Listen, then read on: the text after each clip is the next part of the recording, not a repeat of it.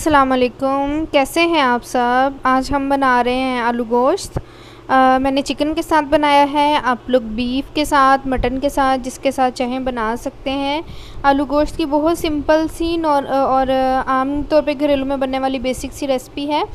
तो चले हम इसकी तैयारी करते हैं, इसको बनाते हैं।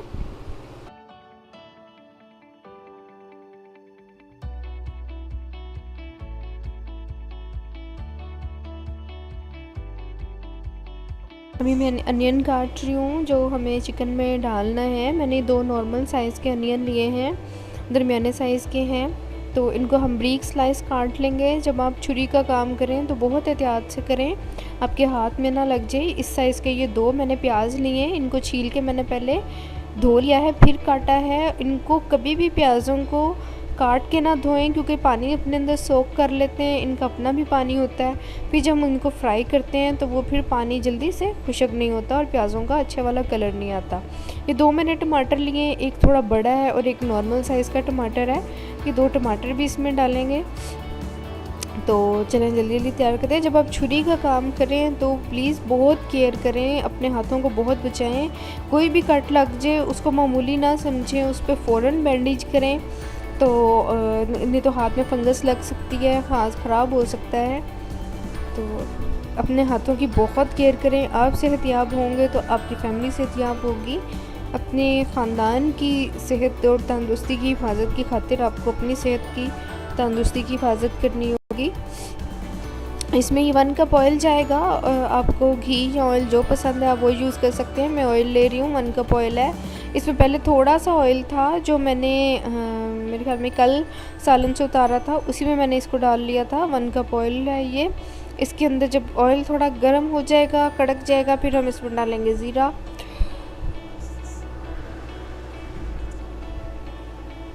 ज़ीरे को हम हल्का सा बस ब्राउन करेंगे। हाफ़ टी स्पून मैंने ज़ीरा डाला है। बहुत डार्क ब्राउन नहीं करना ज़ीरे को, उससे वो जल जाएगा। और आलू गोश्त का हमें जो खूबसूरत सा कलर चाहिए है वो फिर नहीं आएगा। इस तरीके से हम इसको भून लेंगे। साथ ही मसाले को, इसको सारे साबुत खड़े गरम मसाले को हम भून लेंगे। उसके बाद हम इसमें डालेंगे प्याज और प्याज को फ्राई करेंगे। ये देखें ज़ीरा हमारा कड़क गया है, चटकना शुरू हो गया है। अब हम इसमें डाल रहे हैं अपना प्याज। ये 2 जो मैंने अभी आपके सामने काटे हैं, जो वही 2 प्याज हैं। इनको अब हम अपने ज़ीरे के साथ भून लेंगे इस तरीके से। प्याज जब हल्का सा पिंक हो जाए, इसका कच्चापन ख़त्म हो जाए, फिर इसमें हम अपना चिकन डाल के भूनेंगे। चिकन को जब इस तरह से आलू गोश्त बनाएं, गोश्त हो या चिकन हो, उसको प्याज के साथ इस तरह से आप फ्राई कर लें। जब प्याज थोड़ा गल जाए, इसके टिप्स थोड़े ब्राउन हो जाएं, उस टाइम पे आप इसमें गोश्त या चिकन जो भी डालना चाहें डाल सकते हैं।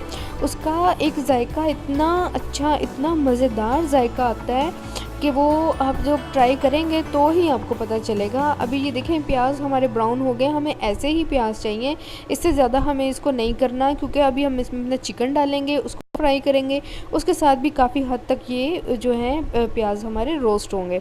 तो इस स्टेज पे आके हम इसमें डाल देंगे अपना चिकन। मेरे पास हाफ़ केजी चिकन है, इसको मैंने अच्छे से धो लिया है, बिल्कुल फ्रेश है, अभी मैंने मंगवाया था बाज़ार से। अब इसको मैं डालूँगी अपने प्याज़ों में और प्याज के साथ इसको करेंगे हम फ्राई बहुत अच्छा सा।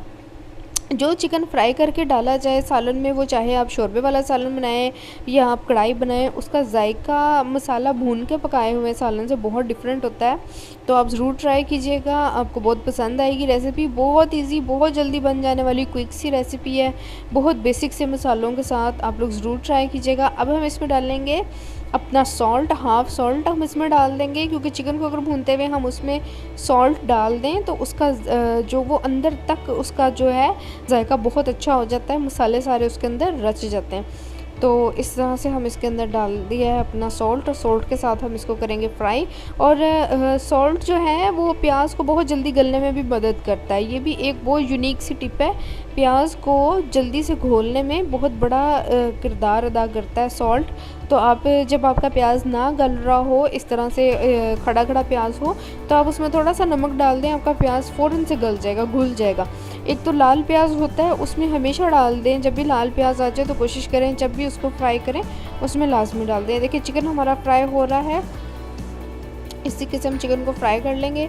चिकन हमारा फ्राई हो चुका है। मैंने 2 मिनट ही चिकन को फ्राई किया है। ये देखिए इसने अपना कलर चेंज कर लिया है और इसमें से भुनी हुई खुशबू, जो फ्राई की खुशबू होती है, वो खुशबू भी आ रही है।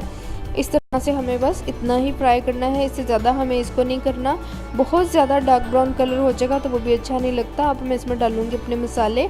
1 टीस्पून भर के इसमें रेड चिली पाउडर है, 1/4 टीस्पून इसमें टर्मरिक है, 1/4 टीस्पून ही इसमें जो उनसे वो कैरम सीड्स हैं, यानी कि अजवाइन, और 1 टेबलस्पून इसमें जिंजर गार्लिक पेस्ट है जो मैंने इसके साथ ही डाल लिया। गोश्त में जब भी जिंजर गार्लिक डालें, गोश्त को भूनते हुए डाल दें, ख़ासतौर पे शोरबे वाले गोश्त में। उसके साथ ही फिर वो जो है अच्छी तरीके से भुन जाता है। अक्सर औक़ात ख़वातीन जो है इस चीज़ की शिकायत करती हैं कि हमसे अदरक लहसुन की स्मेल नहीं जाती खाने में से। तो अगर हम इस स्टेज पर ही उसको साथ डाल देंगे, भुन जाएगा अच्छे तरीके से, तो फिर उसमें से उसकी स्मेल बिल्कुल चली जाएगी। तो इस तरीके से हम अपने चिकन को थोड़ा भून लेंगे। बाकी चीज़ें हम इसमें डालते हैं इसको भूनने के बाद। भाई देखिए चिकन हमारा बहुत अच्छे तरीके से भुन रहा है, घी ऊपर आ गया है। चिकन जो है वो मसाले अच्छे तरीके से उसमें रच गए हैं, अच्छे तरीके से भुन रहे हैं। अब इसमें डालूँगी मैं अपने टमाटर जो मैंने चॉप करके रखे हुए हैं। फ्रोज़न टमाटर हैं, इनको मैंने डिफ्रोज़ करके, तो अब मैंने इनको चॉप कर लिया है और अब इनको मैं अपने चिकन के साथ अच्छे तरीके से भून लूँगी। इस तरीके से हम अपना चिकन भून लेंगे और इसी के पानी में, टमाटरों के पानी में ही चिकन गल जाएगा। थोड़ा सा मैं इसके साथ पकाऊंगी, फिर इसमें डालेंगे हम अपने आलू। थोड़ा सा जो है घी ऊपर आ जाए तब तक हमें इसको पकाना है। ये देखिए हमारी कितनी प्यारी सी ग्रेवी बन गई है। अब इसमें डालूंगी मैं, ये 2 मीडियम साइज़ के आलू हैं जिनके मैंने 4-4 पीस कर लिए हैं, ये हम डाल लेंगे। साथ ही हम इसको भूनेंगे गोश्त के साथ। जब इसको भूनेंगे तो जो गोश्त में से यखनी निकल रही है, आलू उसको अपने अंदर सोक कर लेंगे, अपने अंदर जज़ब कर लेंगे और वो एक बहुत मज़ेदार आलू के अंदर टेस्ट आ जाएगा गोश्त का। वो तो आप इस तरह से ज़रूर बनाएं, ज़रूर ट्राई कीजिएगा।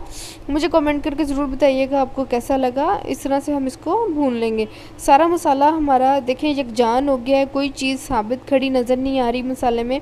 सारा मसाला बहुत अच्छे तरीके से जो है वो भुज गया। अब इसमें हमें उतना ही पानी चाहिए जितना आपको शोरबा रिक्वायर्ड है। आप अपनी मर्ज़ी से डाल सकते हैं। अगर आप चाहें तो इसमें थोड़ा सा पानी डालें बस इसको गलाने की हद तक, और उसके बाद आप इसको इस तरह से थोड़ा ग्रेवी वाला भी खा सकते हैं।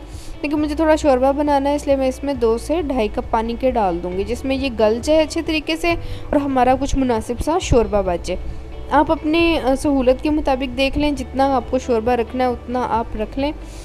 तो अब इसको हम 10 से 20 मिनट के लिए हम इसको पकने के लिए ढक्कन लगा के छोड़ देंगे।